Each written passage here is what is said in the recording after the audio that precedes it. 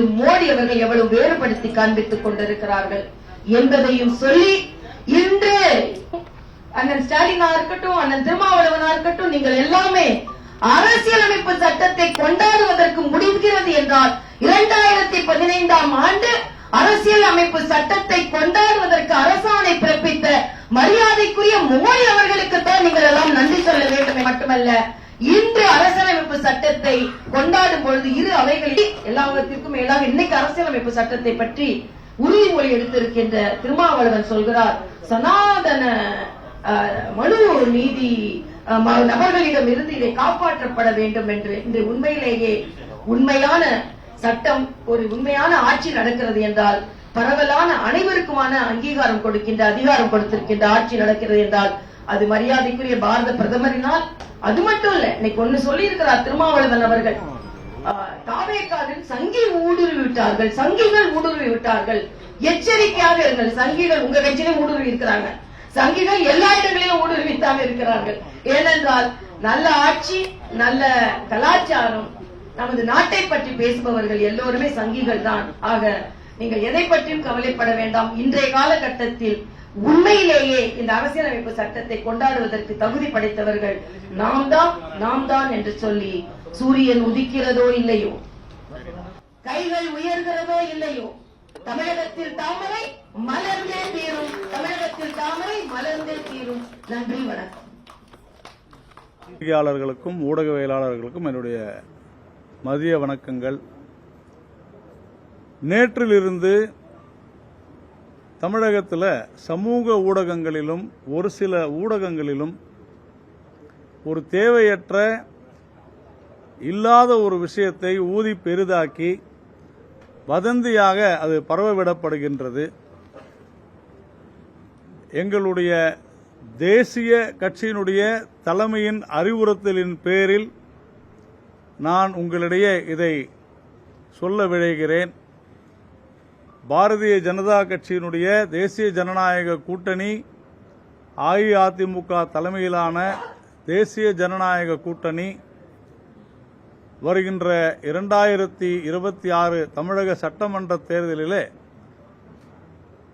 போட்டியிட்டு மிகப்பெரிய வெற்றியை பெறும் என்பதிலே யாருக்குமே எந்தவிதமான சந்தேகமும் இல்லாத இந்த நிலையிலே வேண்டுமென்றே எதிர்க்கட்சிகளுடைய திமுக கூட்டணி திட்டமிட்ட சதி திட்டத்தின்படி ஒரு சில ஊடகங்களிலும் சமூக ஊடகங்கள் சில ஹேண்டில்கள் மாநில தலைவர், தமிழக பாரதிய ஜனதா கட்சியினுடைய மாநில தலைவர் மாற்றப்படவிருப்பதாக வந்திருக்கக்கூடிய செய்திகள் அனைத்தும் தவறானவை, உள்நோக்கம் கொண்டவை. திரு நயினார் நாகேந்திரன் அவர்கள் தேசிய பணியினை பாரதிய ஜனதா கட்சியினுடைய வெற்றியை நோக்கி அழைத்து சென்று கொண்டிருக்கிறார்.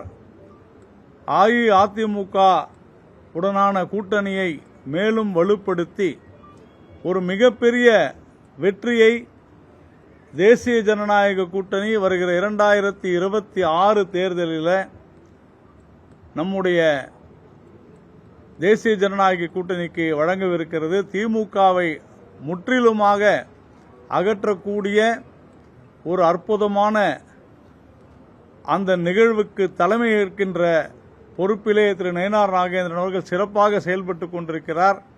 இந்த நேரத்திலே வேண்டுமென்றே சில தவறான வதந்திகளை ஊடகங்களிலே பரப்புவது என்பது வருந்தத்தக்கது. தேசிய தலைமையின் அறிவுறுத்தலின்படிதான் இதை நான் இங்கு உங்களிடையே சொல்லிக் கொண்டிருக்கின்றேன்.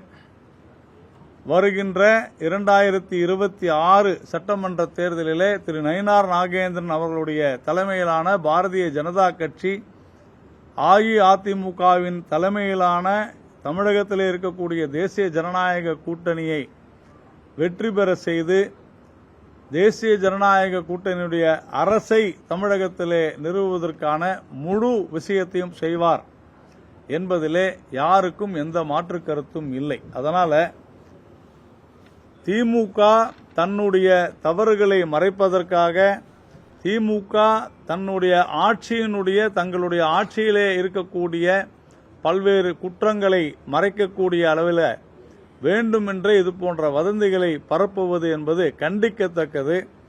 ஊடகங்களும் துணை போக வேண்டாம் என்று கேட்டுக்கொள்கிறோம்.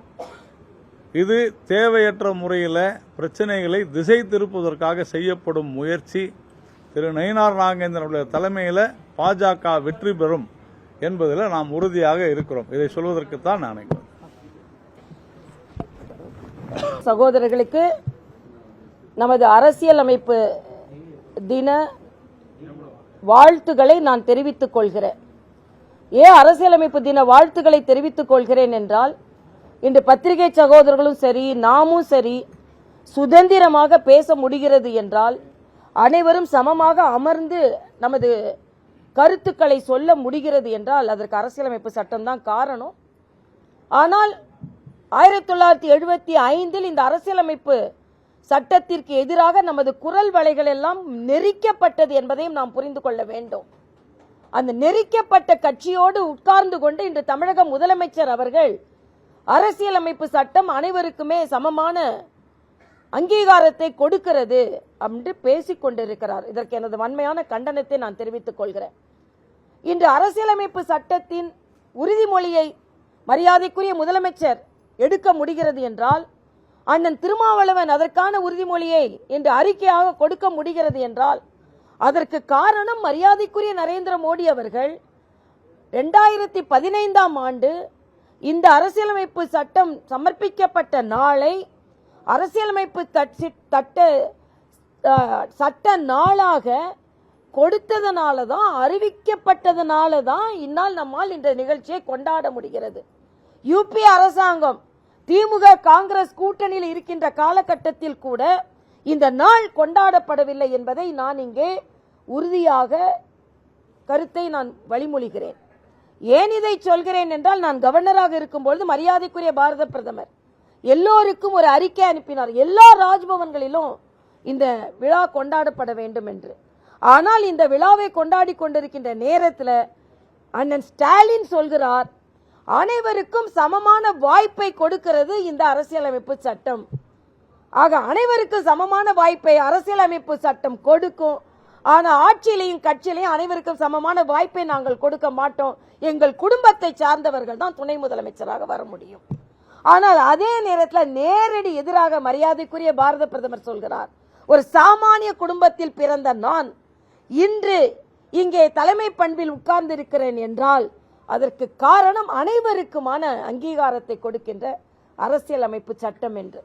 நான் அண்ணன் திருமாவளவன் அவர்களையும் கண்டிக்கிறேன். ஏனென்றால் இது மனு நீதிவாதிகளால் ஒரு நாட்டிற்கு ஒரு அச்சுறுத்தல் ஏற்பட்டு இருக்கிறது என்று சொல்கிறார். தீவிரவாதிகளால் தான் இந்த நாட்டிற்கு அச்சுறுத்தல் ஏற்பட்டு இருக்கிறது. ஆக அந்த தீவிரவாதிகளின் வாளை ஒட்ட நறுக்கியது நமது பாரத பிரதமர் நரேந்திர மோடி அவர்கள். எல்லாவற்றிற்கும் மேலாக இன்று திருமாவளவன் இன்னொன்றையும் சொல்லி இருக்கிறார், தாவேகாவை எச்சரித்து இருக்கிறார். ஏனென்றால் சங்கிகள் ஊடுருவி விட்டார்கள், உங்கள் கட்சியில் சங்கிகள் ஊடுருவி விட்டார்கள், அதனால் எச்சரிக்கையாக இருங்களாம். சங்கிகள் எல்லா இடத்திலும் தான் ஊடுருவி இருக்கிறார்கள். இன்னும் சொல்ல போனா உங்க கட்சிக்குள்ளேயே சங்கிகள் ஊடுருவி கொண்டுதான் இருக்கிறார்கள்.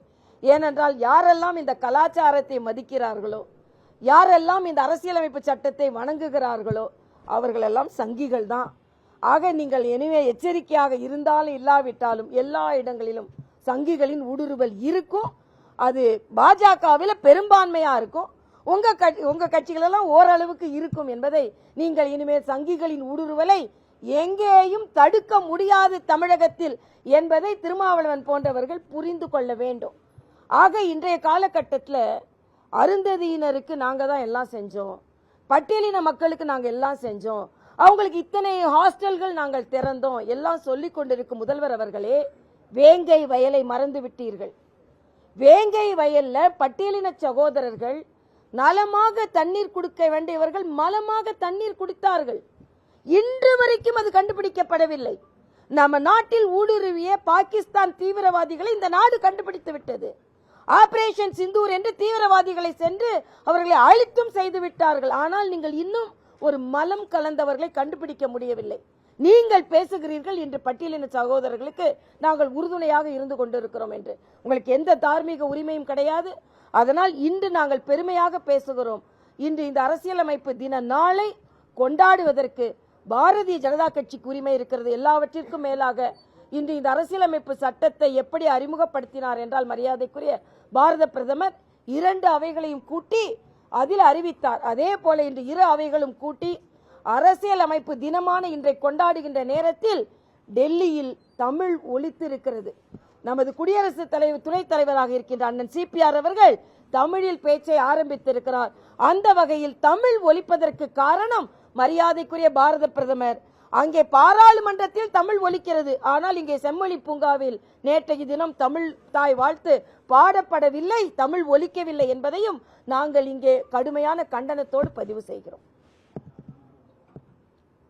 போதுமா?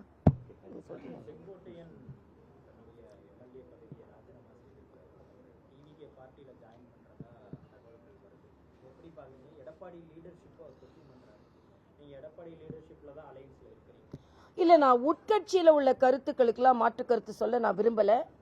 ஆனா நான் நேத்தே ஒன்று சொன்னேன். அண்ணன் செங்கோட்டையன் அவர்கள் நெடுநாள் அரசியல் இருக்கிறவங்க. நாங்க இன்று செங்கோட்டை இருக்கின்ற டெல்லியை பிடித்திருக்கிறோம். நாளை ஜார்ஜ் கோட்டையை பிடிப்பதற்கு நாங்கள் முயன்று கொண்டிருக்கிறோம், வெற்றியும் அடைவோம். ஆக இன்று எங்களது நோக்கம் செங்கோட்டையிலிருந்து ஜார்ஜ் கோட்டைக்கு வருவதை தவிர அண்ணன் செங்கோட்டையன் அவர் செய்வதற்கு அவர்களுக்கான உரிமை இருக்கிறது. அதனால் அவரின் அரசியல் நகர்வு பற்றி நாங்கள் கருத்து சொல்ல எங்களுக்கு தகுதி இல்லை, அதற்கு நாங்கள் விரும்பவும் இல்லை என்பது எனது கருத்து.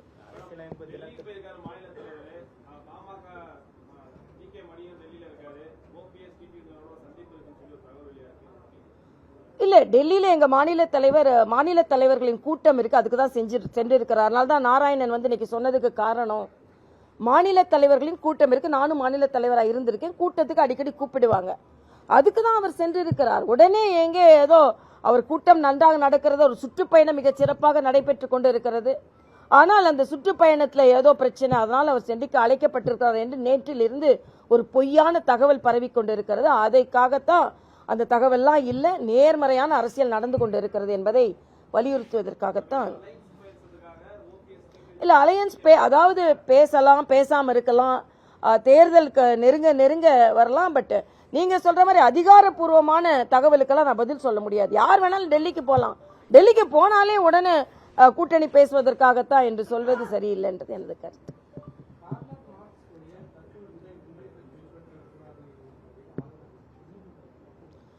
இல்ல, ஆளுநர் அவர் கருத்தை சொல்லி இருக்கிறார், அவருக்கு சொல்வதற்கு உரிமை இருக்கிறது. அதனால இன்னொரு ஆளுநரின் கருத்தை நான் வந்து அது கருத்து சொல்ல விரும்பல, அவ்வளவுதான். நான் சட்டத்துறை அமைச்சர் எல்லாமே பொய்யா பேசினாரு. அவர் என்ன சொன்னாரு, சீனாவுக்கு இருக்கும்போது தேசத்தை முன்னிறுத்தினாங்களாம் திமுக, அடைந்தால் திராவிட நாடு, இல்லை என்றால் சுடுகாடு என்று சொல்லிக் கொண்டிருந்தவர்கள் ஏன் அதை நிறுத்தினாங்கன்னா, தேசத்துக்கு எதிராக பேசினால் தேச விரோத சட்டம் பாயுன்னு சொன்னதுனால அதை நிறுத்தினாங்க. ஆனா ஏதோ சீனாவுக்கு உதவி செய்யும் பொழுது இந்த ஒரு கட்சி தான் அதுக்காக உதவி செஞ்சதுன்றதான் பேசுறாரு. அதே மாதிரி இன்னைக்கு ஹிந்தியை தூக்கி பிடிப்பது யாருன்னு கேட்க, நான் ஒரே ஒரு கேள்வி கேட்கிறேன் எனக்கு தம்பிங்கிட்டலாம். நேரா திராவிட முன்னேற்ற கழகத்தை சார்ந்தவர்கள் நடத்துகின்ற பள்ளிகளுக்கு போங்கப்பா, ஹிந்தி சொல்லி கொடுக்கறாங்களா இல்லையான்னு சொல்லுங்க. இதே ரகுபதி அவர்கள் அங்க ஹிந்தி சொல்லி கொடுக்கலன்னு எனக்கு உறுதி சொல்லட்டும், அப்புறம் நான் அவருக்கு பதில் சொல்றேன். யார் இந்தியை தூக்கி பிடிக்கிறார்கள்? அதே மாதிரிதான் அவங்க பேசிக்கொண்டே இருப்பார்கள். யாரும் இந்தியை திணிக்கல, இந்தி திணிக்கவில்லை, இந்தி திணிக்கிறோம் என்று திணிக்கிறார்கள் அவர்கள் அந்த வார்த்தையை. எங்கேயுமே இந்தி திணிக்கல. 3வது மொழி படிப்பதுனா கூட யாரோட தாய்மொழியை படித்துக் கொள்ளலாம். அப்படி இருக்கும்போது இவர்கள் சும்மா பேசிக்கொண்டே இருக்கிறார்கள். இன்னைக்கு அவங்களுக்கு நல்லா தெரிஞ்சிருச்சு 2026 வீட்டுக்கு போக போகிறோம் என்று, அதனால் எதையெல்லாம பேசிக் கொண்டிருக்கிறார்கள். அவ்வளவுதான் என்னால சொல்ல முடியும்.